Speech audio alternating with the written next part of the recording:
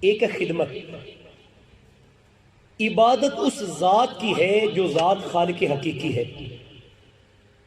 جو مالک حقیقی ہے، جو پیدا کرنے والا ہے، جو نعمت عطا کرنے والا ہے. اور خدمت ان شخصیات کی ہوتی ہے جو مخلوق ہے، خالق نہیں ہے.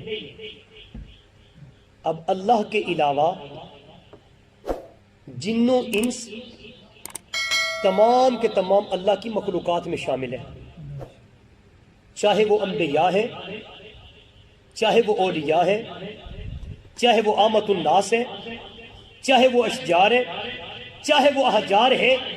خالق ایک ہی ہے، باقی ساری مخلوق ہے. عبادت خالق کی ہوتی ہے، خدمت مخلوق کی ہوتی ہے.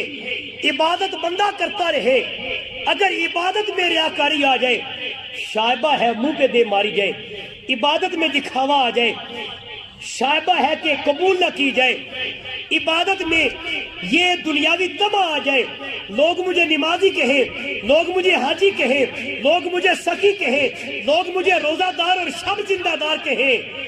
ممکن ہے فقط اس سوچ کی وجہ سے عبادت دھتکار دی جائے. لیکن علماء فرماتے ہیں خدمت وہ جذبہ ہے جو آپ دکھاوے کے لیے بھی کریں، اللہ رائے گاہ نہیں جانے دیتا، اس کا صلہ عطا کرتا ہے. سبحان اللہ. کسی سعادت مند اولاد کو اگر والدین کے قدم دبانے کی سعادت نصیب ہو جائے، چہ جائے دل میں یہ خیال ہو، جو دیکھے وہ کہے بڑی سعادت مند اولاد ہے. یہ سوچ ہونے کے باوجود بھی بوڑھے باپ کے دبائے جانے والے پیر یقیناً تجھے اور مجھے قدموں پر چل کر اللہ کی جنت میں داخلے کا سامان.